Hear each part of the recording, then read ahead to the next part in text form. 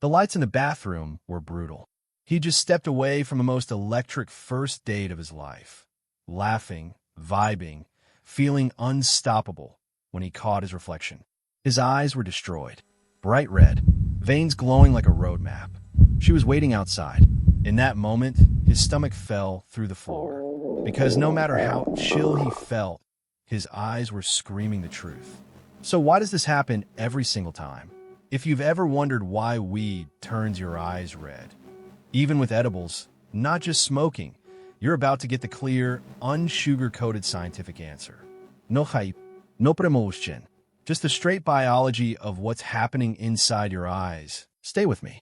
This is more serious than most people realize. The betrayal. The music is low. The couch is soft.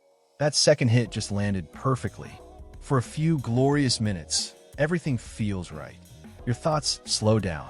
Your body melts into the cushions. The usual noise in your head goes quiet. Then someone turns on the bright overhead light. And there it is. The whites of your eyes have turned into a violent web of red veins. You don't just look high. You look suspicious, like you've been awake for 3 days or just survived a bar fight. Your friend laughs. Your date looks concerned. Your mom would know in half a second. This single visual cue has caused more paranoia, more lies, and more "I'm just tired" excuses than any other effect of weed. But almost nobody actually knows why it happens. Until now. It's not the smoke. Most people assume it's simple irritation. Hot smoke hits your eyes, they get dry, they get red. Case closed.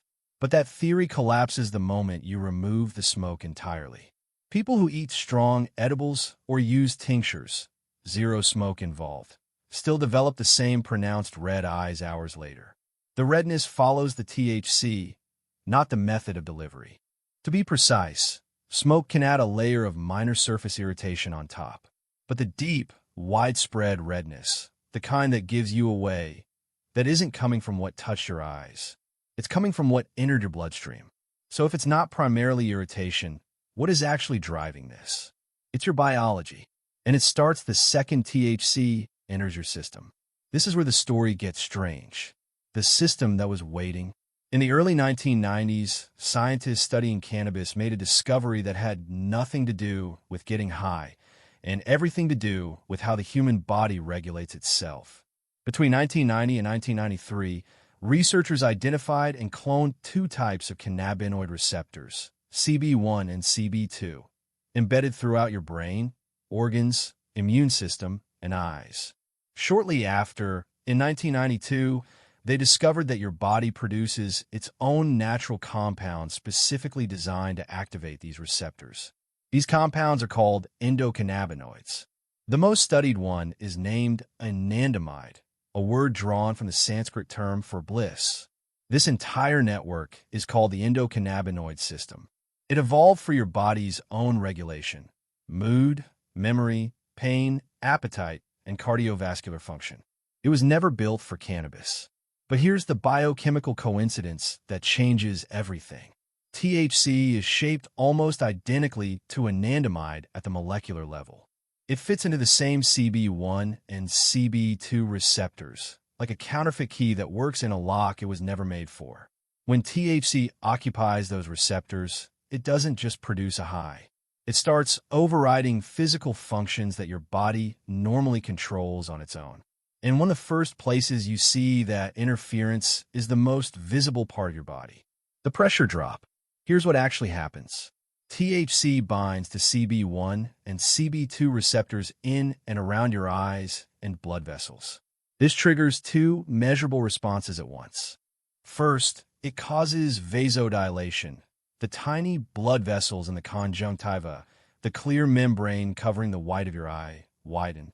More blood flows through them. Against that bright white background, they become impossible to miss. That web of red you see in the mirror is simply those vessels, now visible because they're carrying significantly more blood than usual. Second, and this is the part almost nobody outside a medical context knows, THC causes a measurable reduction in intraocular pressure. That is the pressure of the fluid inside the eyeball itself. Studies have recorded reductions in the range of 20 to 30%. typically peaking within an hour of use and lasting 3 to 4 hours before returning to baseline. The mechanism is not simply that vasodilation helps fluid drain faster. It is more precise than that. THC acts on cannabinoid receptors in the tissues of the eye and influences both the production and the outflow of a fluid called aqueous humor, the fluid that maintains the eye's internal pressure. Less production, better outflow, lower pressure. This is not a minor physiological footnote. This is why researchers in the 1970s became seriously interested in cannabis from a medical standpoint. They found it could lower eye pressure in glaucoma patients, a disease in which chronically elevated intraocular pressure gradually crushes the optic nerve and leads to permanent vision loss. For patients facing that outcome, a 20 to 30% pressure reduction was a finding worth investigating seriously.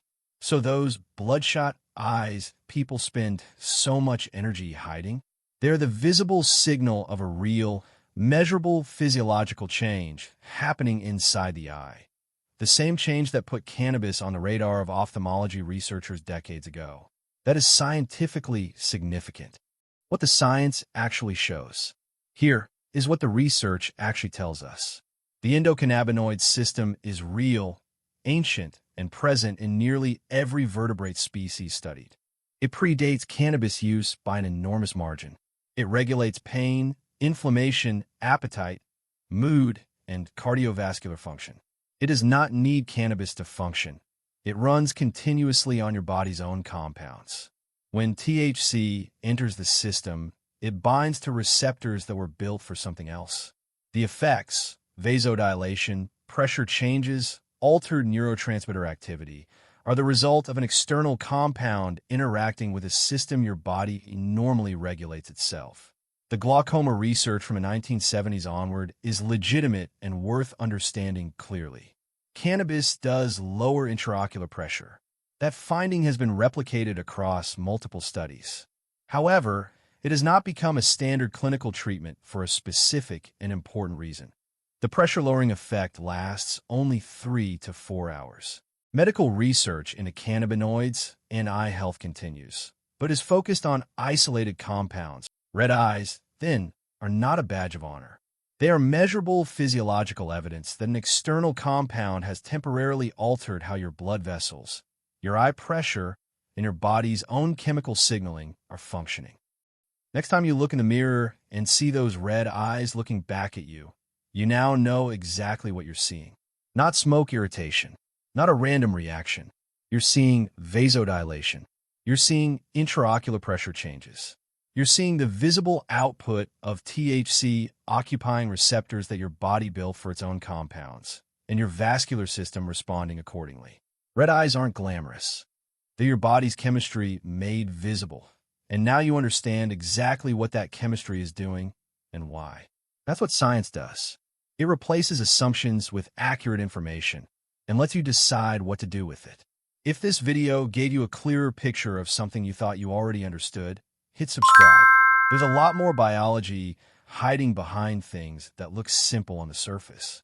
See you in the next one.